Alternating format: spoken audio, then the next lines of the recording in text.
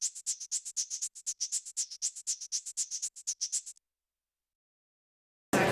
afternoon.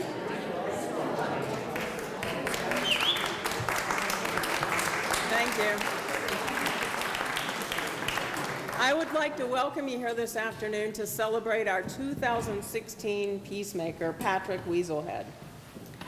30 years ago, a group of insightful Missoulians gathered to create the Jeanette Rankin Peace Center, named after one of Montana's most famous peacemakers. Today, we still stand on that legacy as a place to reflect on and learn about and explore and practice what it means to make peace. So I'd like to ask members of the Jeanette Rankin Peace Center Coordinating Council that are present, if they would stand, please.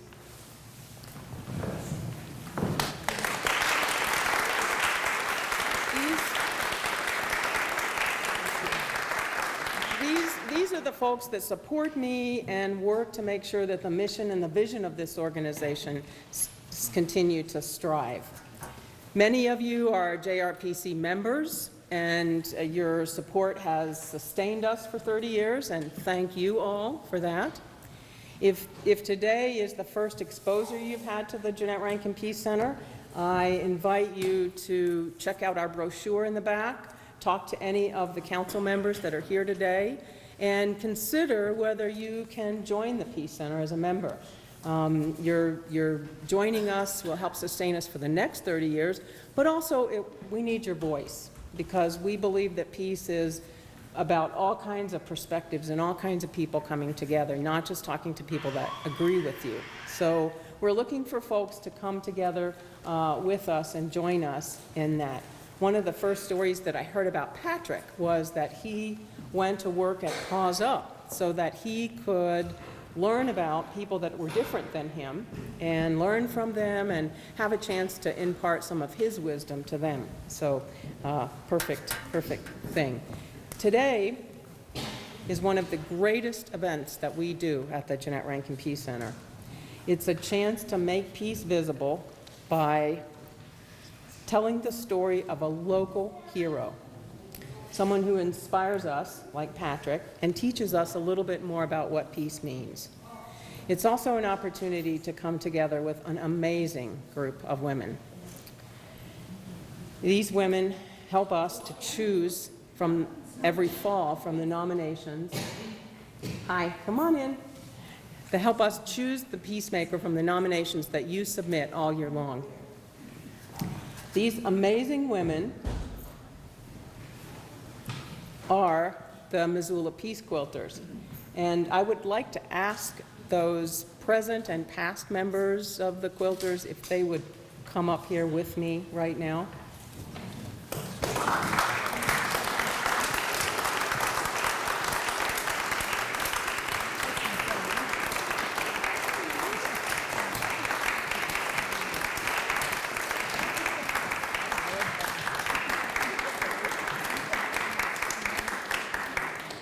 In 1986, they came together primarily as young mothers who wanted to do something to turn the tragedy they saw in the news into something beautiful so that their children could grow up in a better world.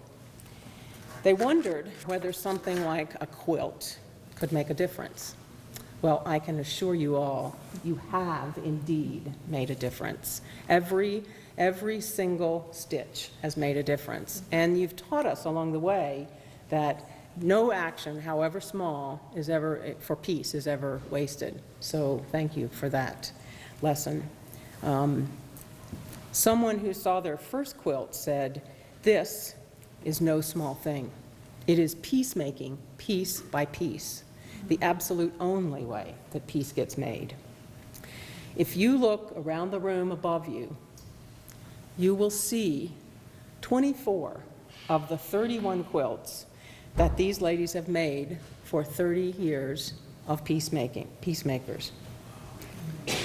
Today, they will add one more when they unveil their latest piece of artwork for Patrick. Each of the quilts you see around the room is the story of a local hero.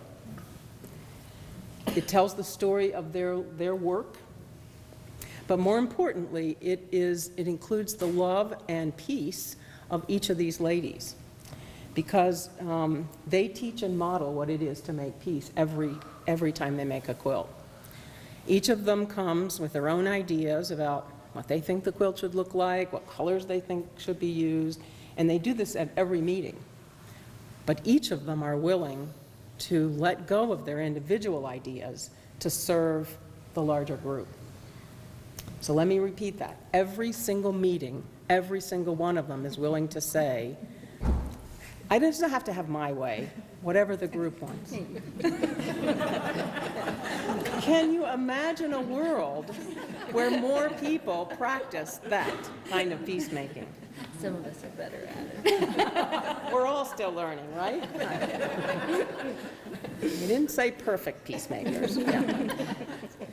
In between peacemakers, these ladies have sent quilts around the world as tokens of peace. And they made a very special quilt that helped raise a good bit of the money to put a new roof on the Peace Center. I understand they also are discussing if perhaps their talents might help to welcome refugees to our community in the future.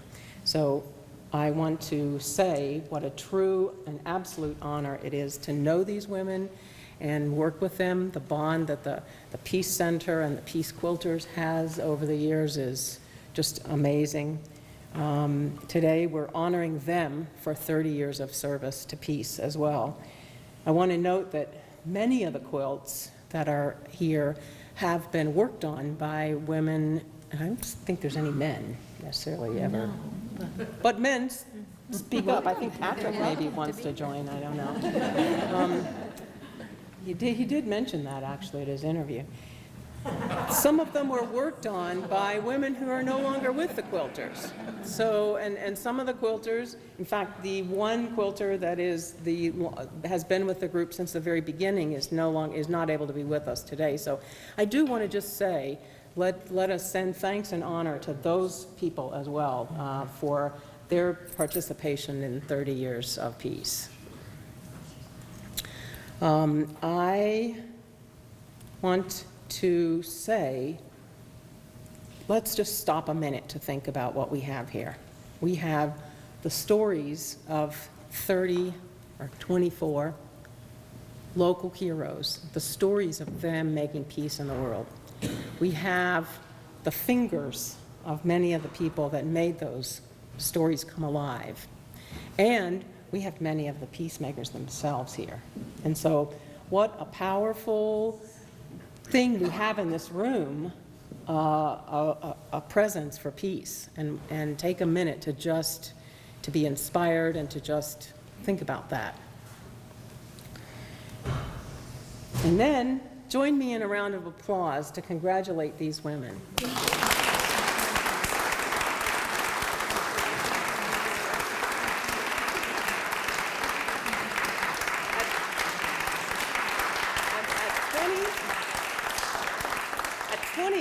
We made them a plaque, but they don't have a place for a plaque, so it's been hanging in the Peace Center, so we didn't make them another plaque.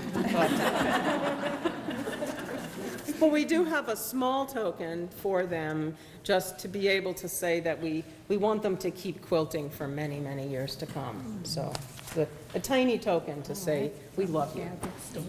Thank you.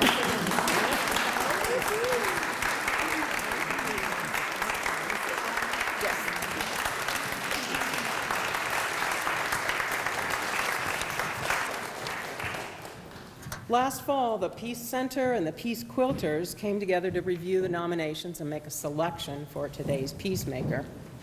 It's never an easy selection, which is kind of a great thing, which means we live in a wonderful, caring community. To be a peacemaker does not need to be a grander-than-life hero like Gandhi or Reverend King.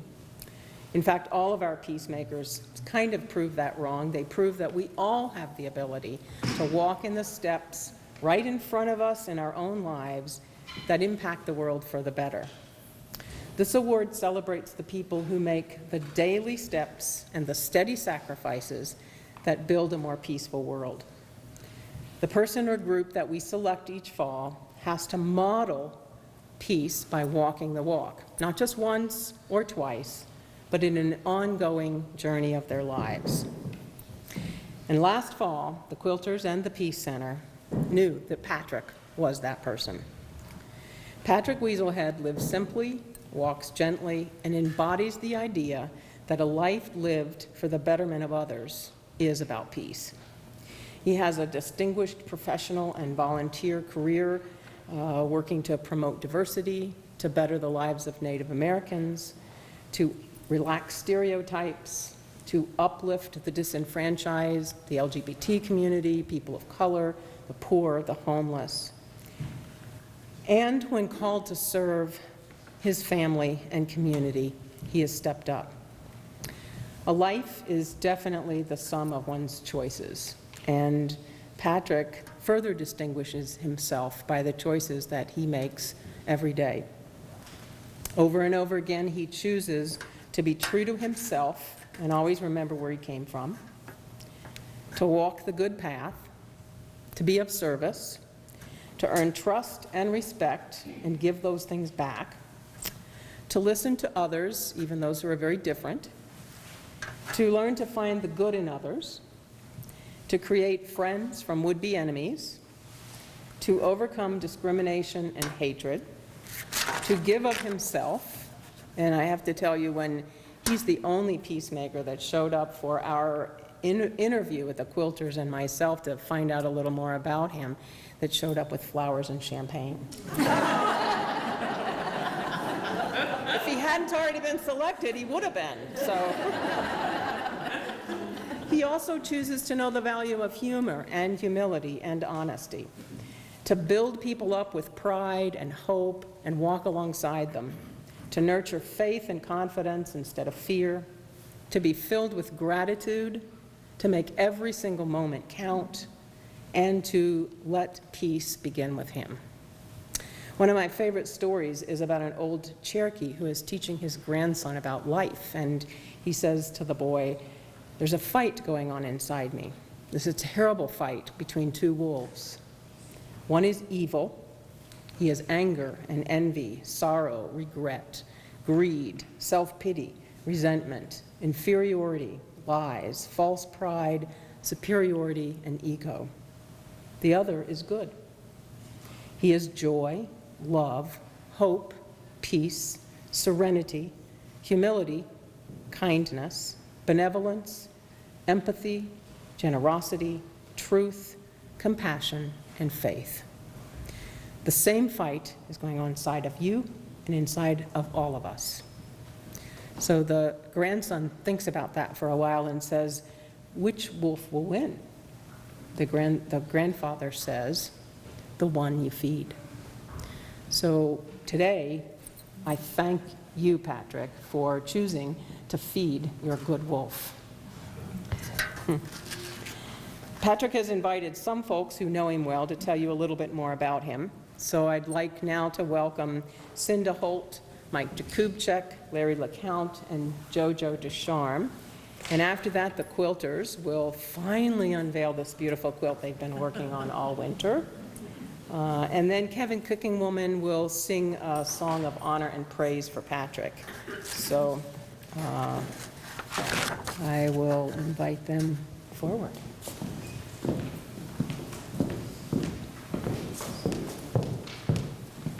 Hello, everyone.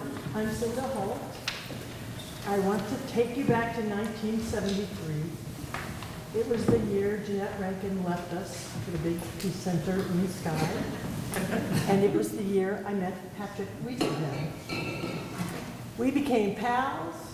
We ended up living together during our college years. We were the best of friends. And I am eternally grateful that our paths crossed all those many years and that we're still the very best of friends today. You don't look a day older than when I met you. It's so unfair. Patrick was the Associate Director of the Native American Studies program working under Henry Mann. I was a modern dance student, one of the first ever class of 1975. I am just so proud to call him my friend, and I'm so happy that he is being honored today as he should be. Patrick means words. He means determination, integrity, and generosity. My particular story of his determination is a personal story and a wacky story.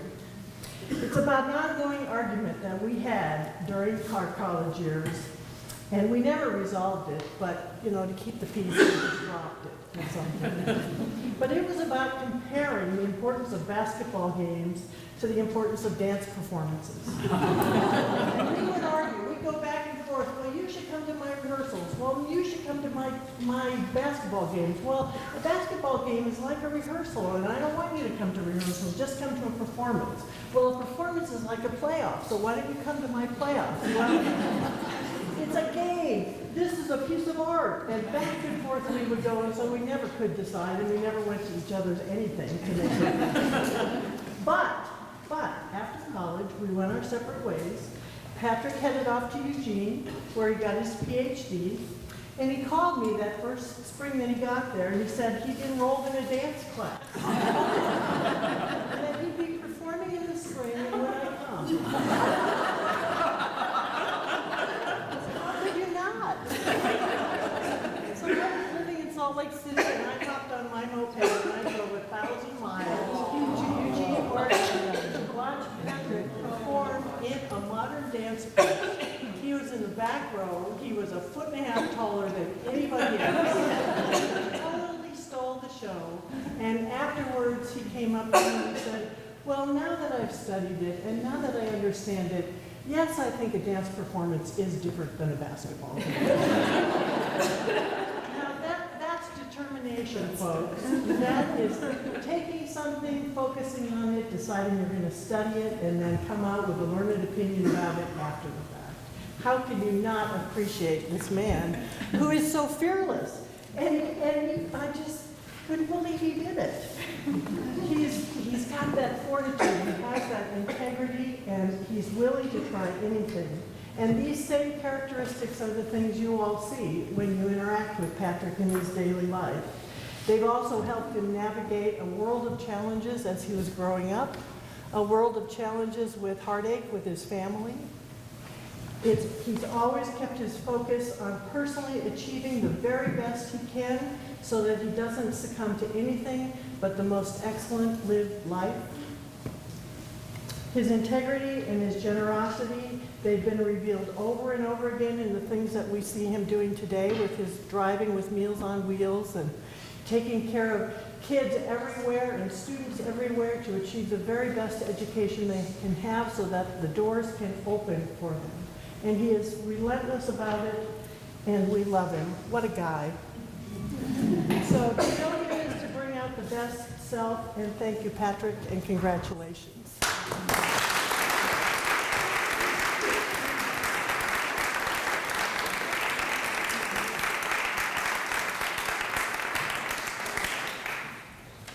I haven't known Patrick nearly as long as some of the other people that will speak, but I wanted to just say a few words about Patrick and his gifts. One of the joys or dangers in being one of Patrick's friends is that you're apt to receive gifts. And I started to tally some of the things in the nearly 10 years we've had. And they include things like lighted palm trees for a festival. You ever tried to store a lighted palm tree? I think of that every time I put them in the rafters. Thank you, Patrick. There was also a 4-foot metallic dog holding a plant. We really love that. Pocket knife. He gave none of us at a dinner. Bouquets of flowers. He's very apt to, I'm surprised he didn't bring flowers for all of us here today. Beverages, alcoholic and non-alcoholic. Gourmet snacks. So if you are close to Patrick, God knows what will arrive at your doorstep with him. But those are gifts he gives to his friends. To his community, he's given many, many other gifts. And Cinda mentioned his work at the food bank and Meals on Wheels. He also takes veterans to medical appointments and other professional appointments they need to deal with.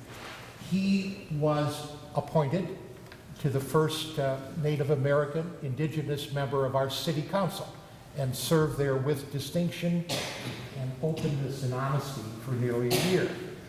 Some of us close to Patrick think that his humility and somewhat self-effacement may have led to him not being reelected. He's not a politician, and he's very proud of that. And we're proud of him for not being a politician, particularly this year. He's also been an advocate for students here on campus, both within his professional roles and probably as importantly within his personal roles.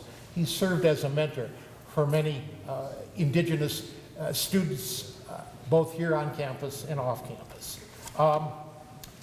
Some personal things about Patrick that I'm going to reveal, and I hope you'll bear with me. One, he is a gardener and has a vast array of terrace plants at his home up on the hill.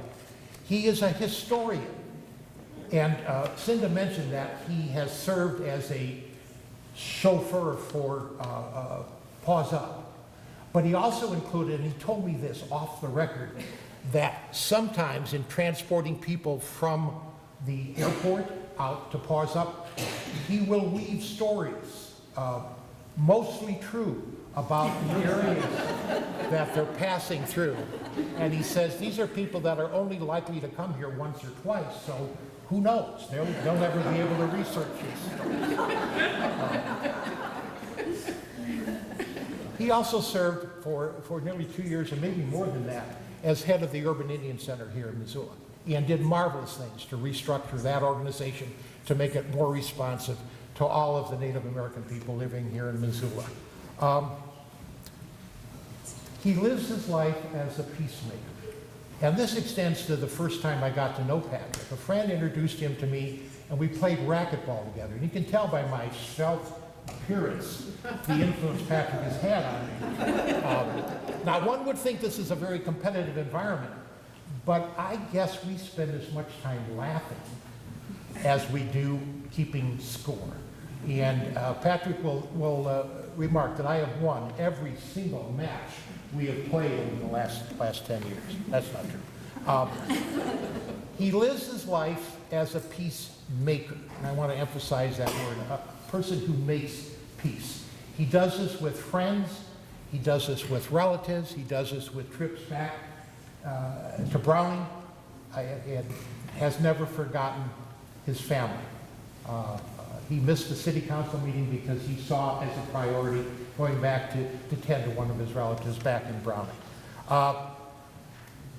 He has humor, and he'll indulge this. I want to end with this one fact about Patrick. If you go to his house or meet him, one of the things he does, because he's so interested in other people, you'll be sitting around enjoying dessert, and he'll say, "Now, one of the things I'd like to know is something about all of you here around." And so he will start with a question and say, "Now, who was your first love?" Or when did you experience puberty? Or something like that. And he catches you unaware. So I'm going to end with that warning. When it's his turn, you may all want to look away or make your way out. Thank you. God bless you, Patrick. Thank you.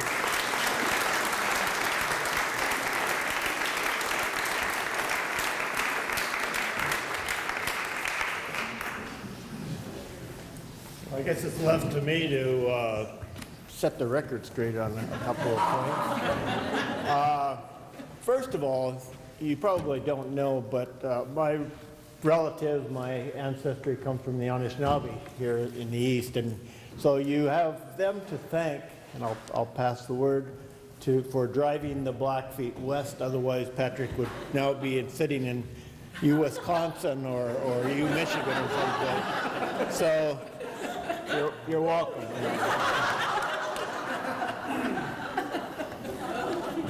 I spent the first 20%, 25% of the first century of my life without the benefit of Patrick's friendship. and had the good fortune at some point in between to where our paths crossed. Here in Missoula, actually, I think. One of the major activities that we participated in, as Cinda alluded, and I'm sure she got a different story than I'm going to give you. We played a little basketball together. Now, Patrick couldn't jump worth a darn, and he really resented elbows. He couldn't take elbows. So. But other than that, he was a pretty good athlete, pretty good. He was a runner, a distance runner. Wore his knees out, burned his knees out. He was one of the founding members of the Heart Butte, what was it called? Heart Butte Marathon Club or Runners Club or whatever it was called. He's got a lot of miles on him. Of course, that's pretty obvious if you get close. Also, he always feels badly that he looks older than I do. So in order to talk about him and have some sense of credibility, I went and had my hair dyed. So it's a little lighter than his. Mike and I had the same hairdresser. Yeah. Mike was very, very accurate.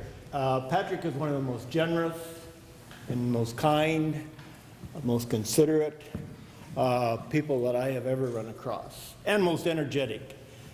He disgusts me because he's so full of energy and doing things like Meals on Wheels and serving on the city council long after I've begun to call myself a walleye fisherman. He continues to contribute to the public good. So I think that, and I compliment the organization for recognizing his contributions in giving this award.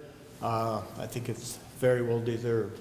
And I think we are all fortunate to have Dr. Weaselhead in our midst. He has always walked a higher path than I should clarify that. Our paths crossed, but like he was always up here and up there. He walked with tribal chairs and governors and so forth. I hung out on the fringes of Kim Williams Trail and Silver Dollar and some places. So, but I've enjoyed my time with him and hope got a few years left. And enjoy. Thank you.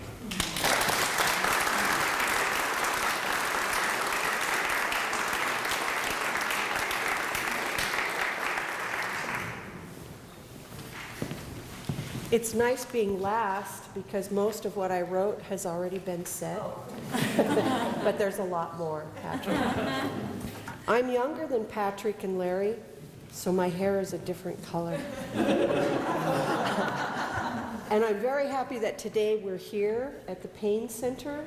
When we were all students here at the university in the 1970s, this would have been a dream come true for us as Native students at the university. So I'm very happy that we're here today. First, I want to thank the Payne Center organization for this award on behalf of Patrick because it's definitely overdue. Just coming in today, I found out among the many firsts that Patrick has accomplished, he is the first Native American recipient of the Payne Center Peacemaker Award.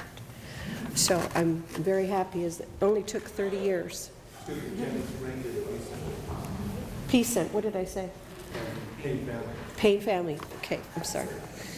First, I must say that I am extremely humbled to be speaking about my dear friend of many, many years, Dr. Patrick Weaselhead. His family name is, and I hope I say this correctly, Apotokan? Apotokan.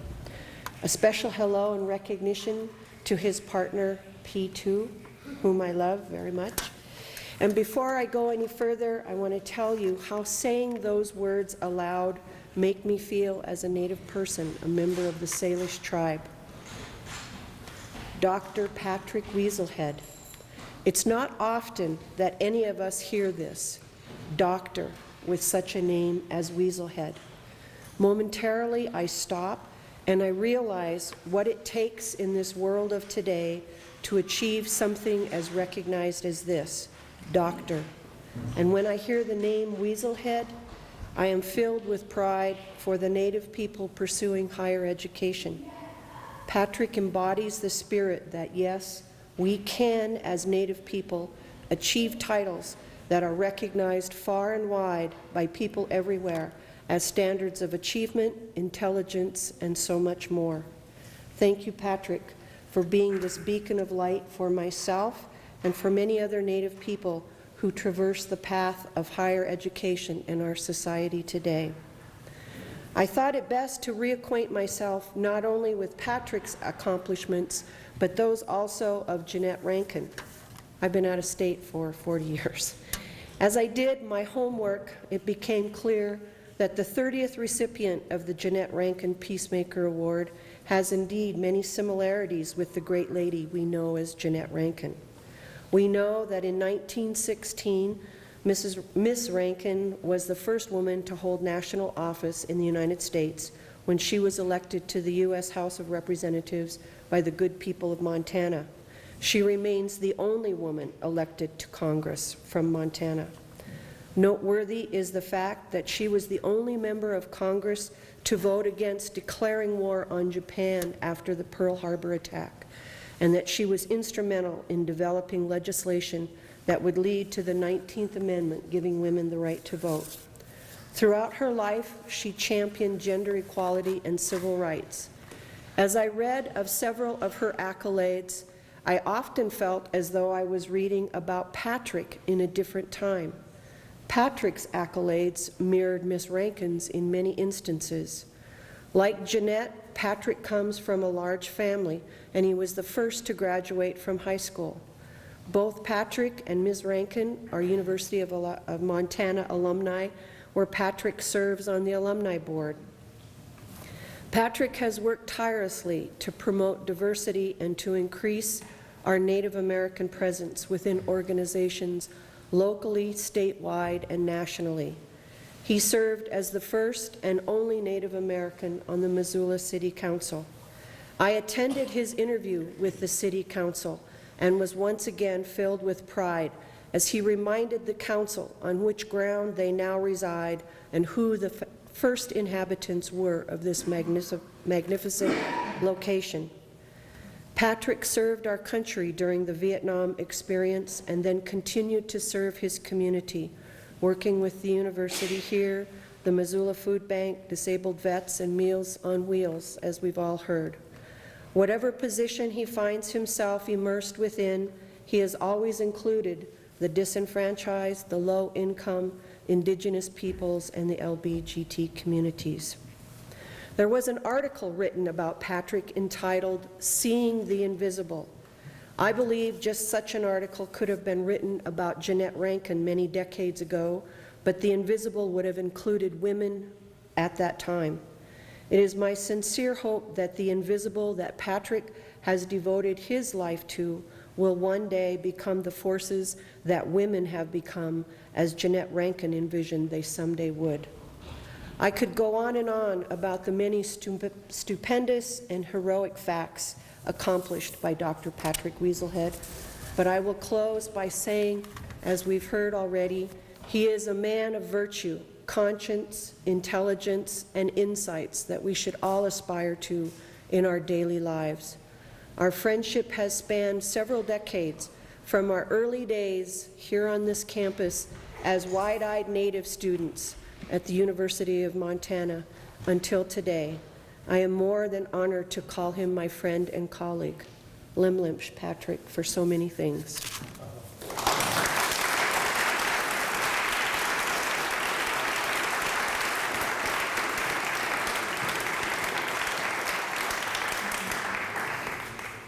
Now comes the other. Okay, we're ready. All right. So there's two sides to Do you it. want Patrick there, or? Do you want to come up, Patrick? Do you want to lift this with you? Yeah, you could get it up over there.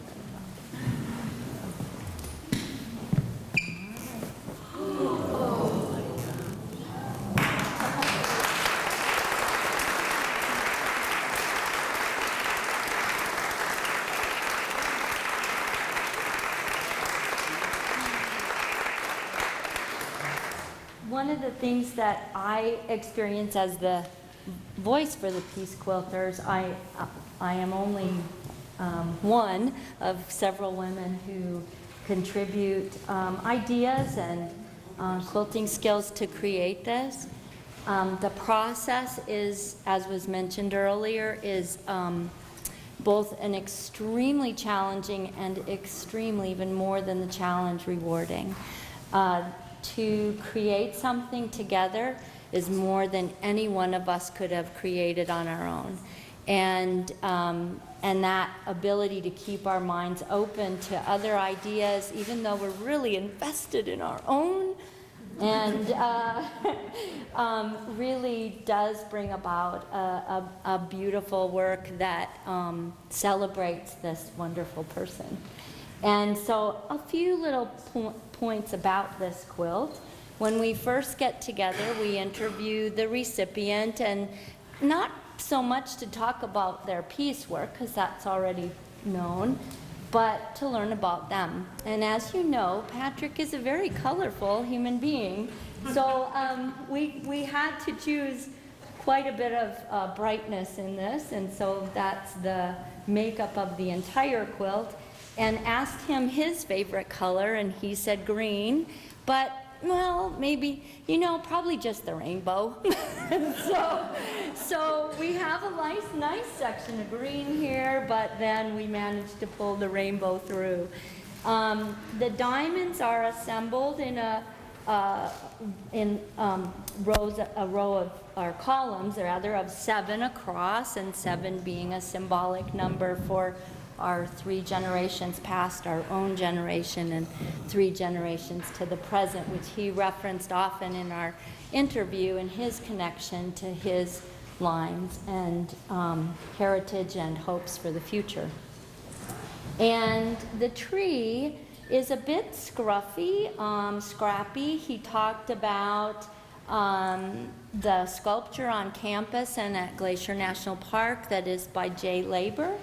And they are both sculptures of repurposed auto parts and such, metal work. And so we kind of felt like that reflected it a little bit. And then the overall feel of the quilt being, rather than one piece of blue, we have lots of scraps of blue to pull in every variation that we have on the planet. And the form of the tree being kind of a spiral, that also is one that is of growth and life and continuance. And then the rainbow, again, is reflected in the rays of the sun. But in our process, a lot of times we create a mock piece and then sort of audition it and decide. And you'll see on the back our other version of the sun, but we couldn't get rid of it. It's still part of it. And then one of our, in the process, there was a group of people who got together for the initial drawing and just ideas shared. And a piece of paper went out from a tablet, and someone had a paper that had somebody else's drawing on it, and she went, well, this is already started. And it was the general tree form. And so again, repurposing and taking ideas that are not wasted and utilizing that in the flow of life. One of the women who's not here, our member Lynn, she found in her research on Jay Labor, she found a man, King D. Kuka, from 1946 to 2004. And he wrote a verse that is in this quilt. It's quilted in, but you have to look kind of hard. And it flows around to the end. It says, I will send my heart with the eagle carried on winds of trust, to be blessed by the sun and baptized in rain beneath nature's rainbow altar. And that just really caught our hearts, and so we incorporated that. I think that about does the explanation. Oh, and we really wanted, he's clearly a car man, loves those cars. And we really wanted to incorporate that, but in finding fabric, the cars, it just didn't quite go. So then on the back, and I'm not sure the best way to do this, perhaps flip it over. Oh no, that won't work. I'll still keep it the same way. Maybe the stand. Can we dance and take it this way? Oh, look how clever. Look at that. That is. So then, there's our other son. We couldn't get rid of it. And we looked for some car fabric, and this came instead. We couldn't find the car fabric, but we really loved it. It's a rainbow peace doves, and just seemed to work beautifully. And then found a little bit of some feather fabric. We were talking about eco feathers and nature we tried to incorporate. So lots of ideas and a very, very exciting project that we all enjoyed working on. Congratulations. Thank you, appreciate it.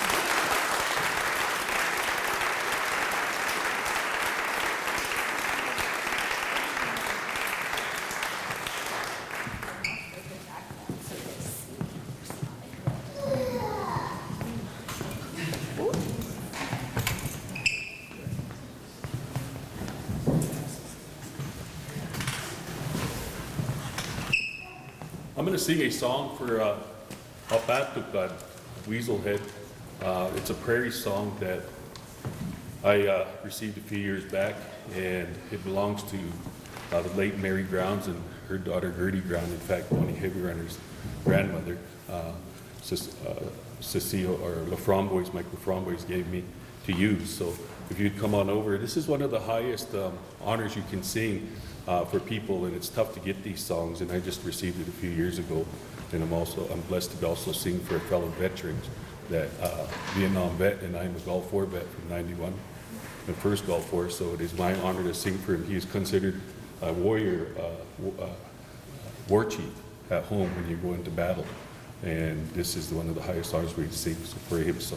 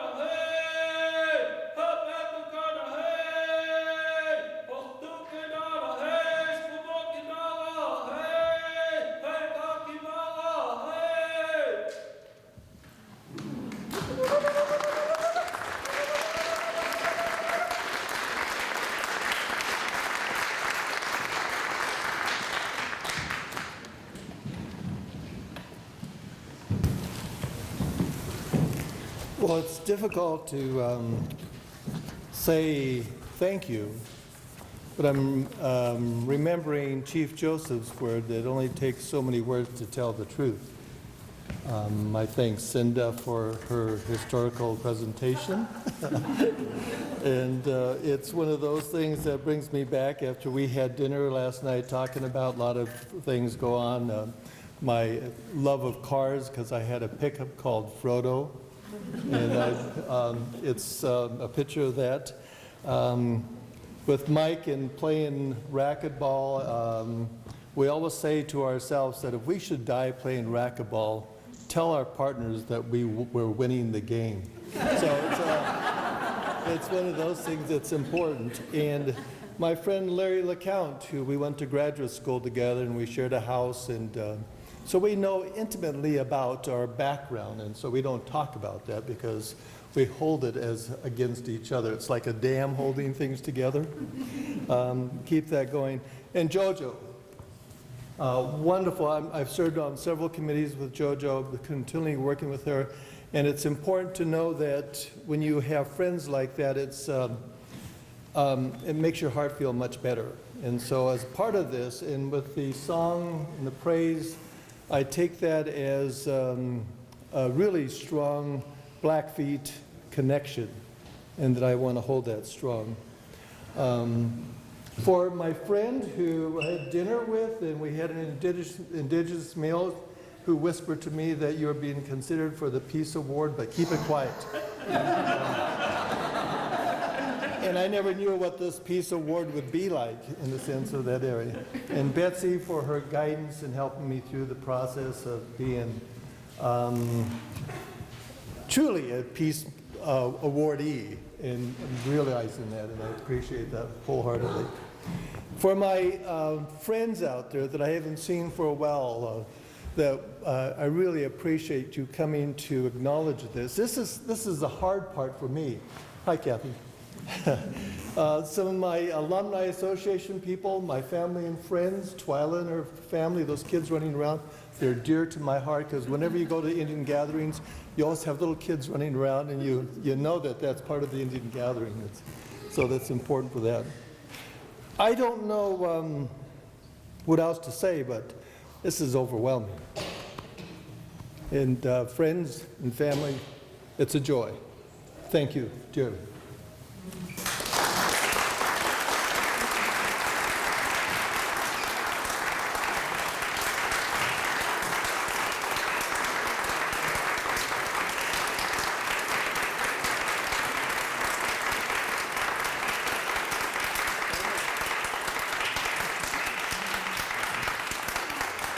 I forgot to say, it does wonders to bring a bottle of champagne in. Boy,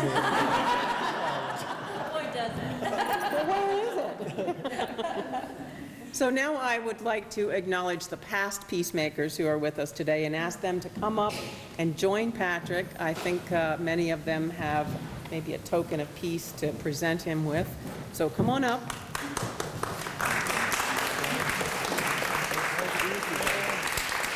You want to maybe go up and go along the front there?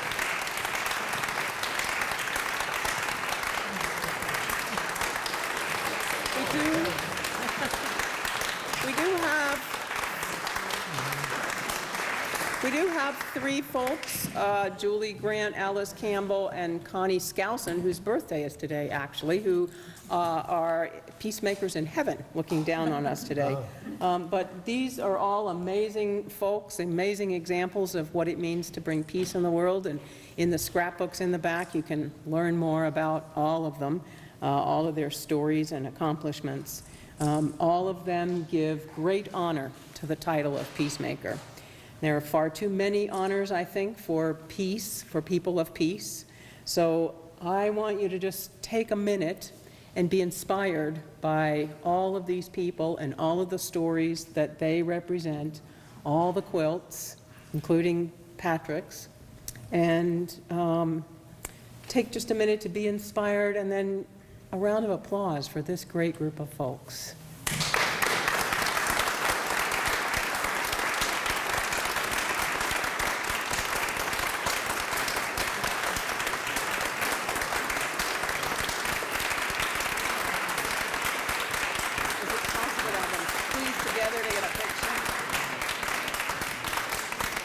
Squeeze together so we could try to get you all in one picture here. Maybe, wouldn't that be nice? Oh, yeah, we don't want to be in front of the quilt. Oh, no.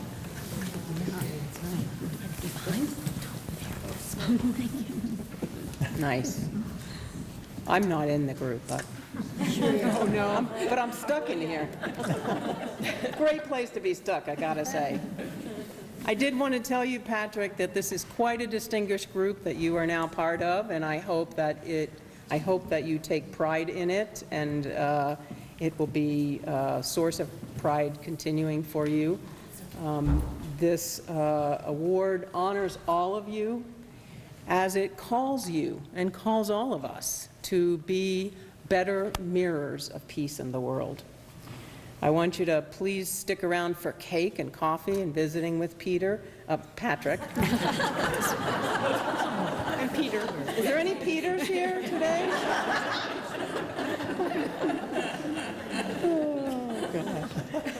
That's not the first time I made that mistake, but I also invite you to visit the tables back there, the Peace Center, information about the quilters. We have a couple of events coming up that our Humphrey Fellows, people from around the world that will be doing presentations starting on June 2nd.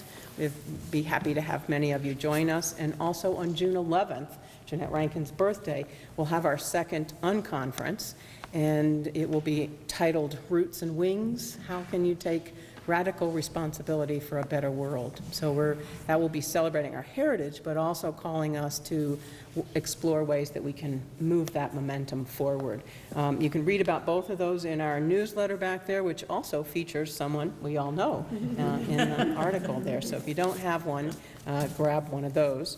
I have some nomination forms in the back. If any of you are called to think of people who might be good peacemakers for 2017, there's some nomination forms back there. And again, the Peace Center membership form is in this brochure, so I ask you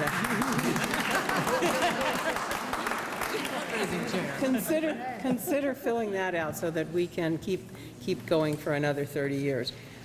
Thank you all for coming to celebrate Patrick, and thank you to the people on the back of the program, the Payne Family Native American Center, and Willie in particular, who was quite helpful, and all the people on the back of the program.